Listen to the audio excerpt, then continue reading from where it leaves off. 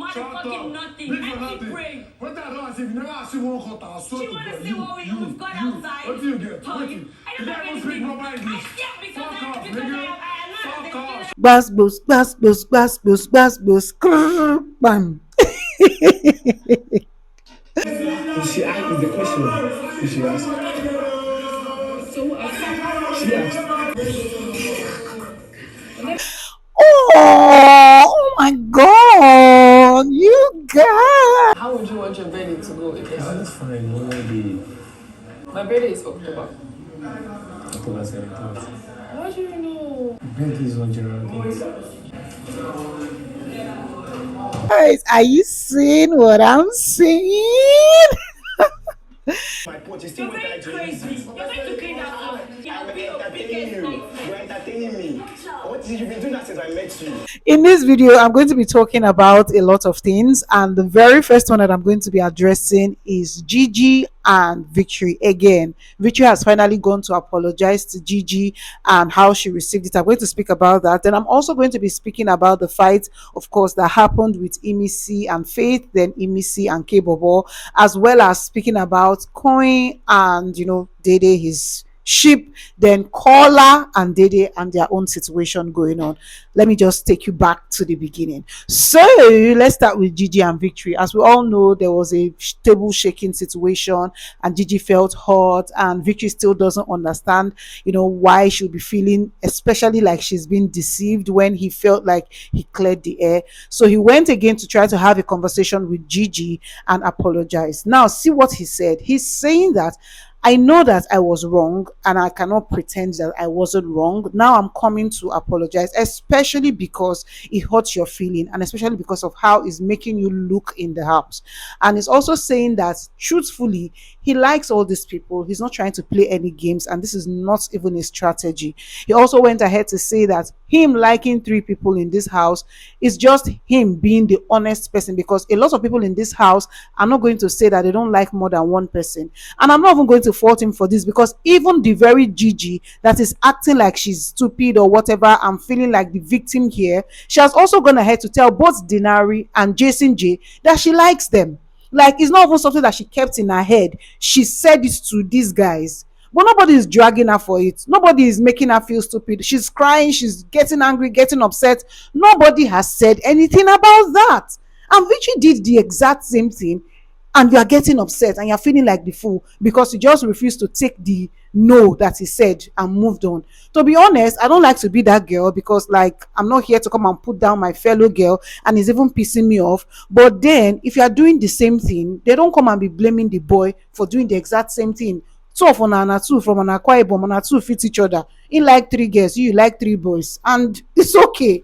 Anyways, even in the midst of this whole apology, do you know that Gigi Jasmine was still making him feel like he came back to speak to me, then he still went back to speak to Sultana, and he's saying that the fact that we had that conversation didn't mean that, oh, Gigi, come, let's get back together. That wasn't what he said, and that was what he was trying to clear out. But Gigi feels like, oh, the fact that they had that conversation again, it means that they want to come back together. In fact, this is just old gist. Let's move on to the next one. Let's talk about my current ship. My ship. I know they hear word. Shebina me come, they come talk Gigi and Victory. Oh, our ship. Ship don't scatter. It don't cause commotion everywhere. I don't start now with Koyin and Dede. Anyways, what was happening there, right? After the whole revelation where Koyin had revealed that him and Sultana professed likeness to each other, there was no time before the Saturday night party. So after the party, both of them went straight to one corner and they started having their conversation. And in that conversation, Dede was just basically telling Koyin that, Koyin, you're my friend, and I don't expect to be hearing things like this. It comes to me like a surprise or a shock. Just gist me, like, tell me these things. Oh, she said that to you. Oh, you said that. And good. And then she went ahead to tell him that, please do not feel like you cannot be with anybody you want to be with in this house. You can. All I'm just asking that, let me have exclusive gists, and that's what it is. And Koyin was like, oh, sure.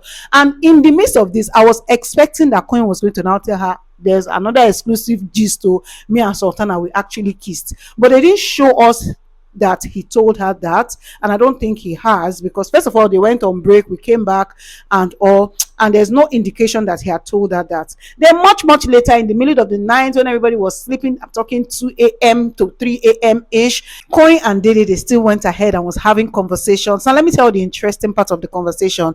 Koyin had mentioned that on Tuesday is his birthday, and Dede was just really excited about it. And she started asking him, what would you want for your birthday? He said nothing much. He doesn't really know because he has not celebrated birthday before. Maybe she can ask Big Brother to do something for him. She doesn't know. She was not like, oh, but that she would have asked last week, not now, if she feels like it's too late, because she had asked Big Brother before if she could speak to her mom, like maybe just give her mom a shout out during the recession on her birthday, but Big Brother refused. So she doesn't know about that.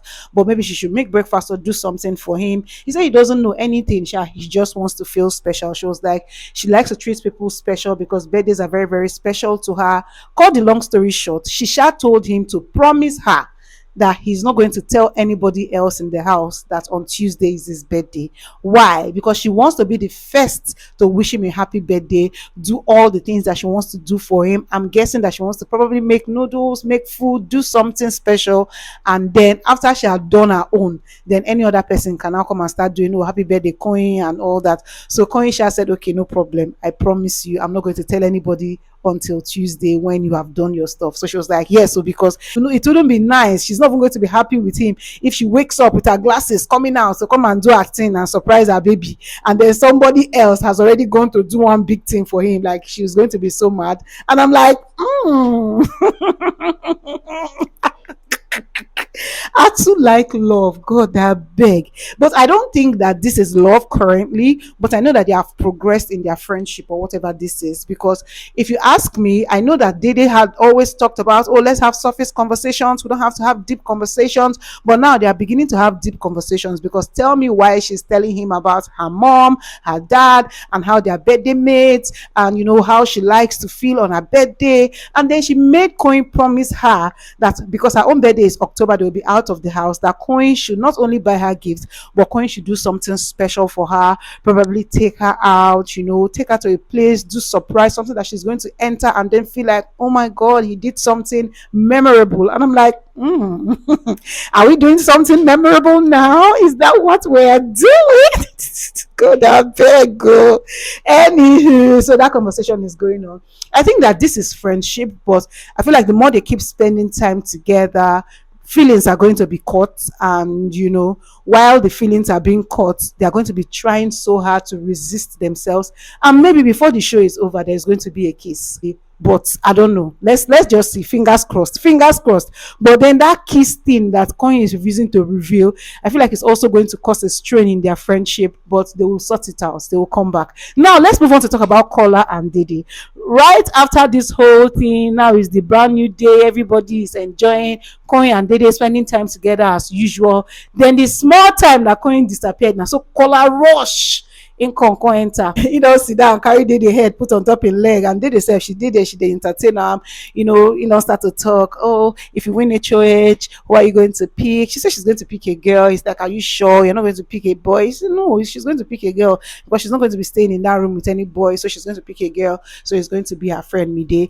And then he now went ahead to ask her that, oh, are you sure that you're not going to pick anybody? Because like me, if I win and I pick you, are you going to accept? She said she may not accept because she doesn't want to spend the night in that room with him, but she will accept only if she will not be spending the night there. She'll just come, spend time, gist, laugh, and then go back to her room and go and sleep. And he now said, okay, any other boy in this house that you're going to pick? She was not like she's going to pick Koyin and it's going to be the same thing. Like if Koyin asks her, she's going to accept, but it's going to be the same thing. She will not sleep there.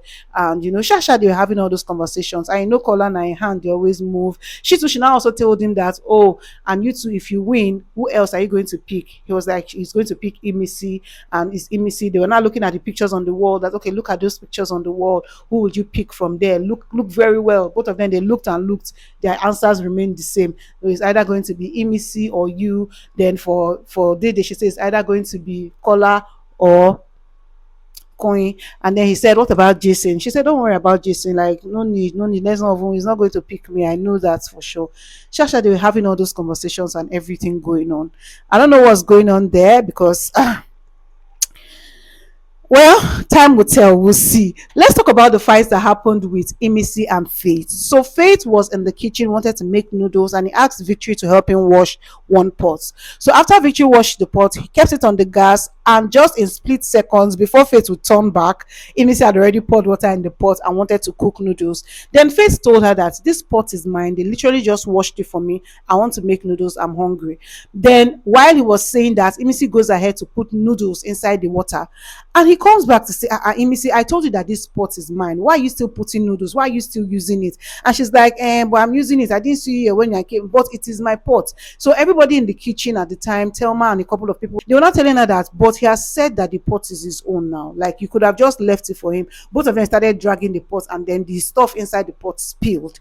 So she got upset, and then they both started insulting themselves. You get out. In fact, Faith went ahead to call her local girl. We are nothing. You cannot come where I am. Like, we cannot even be in the same space. Who are you? Who are you? They insulted each other, and Faith told her that, see, I'm not going to speak to you again in this house. Like, I will never speak to you again in this house. Shasha, that one passed.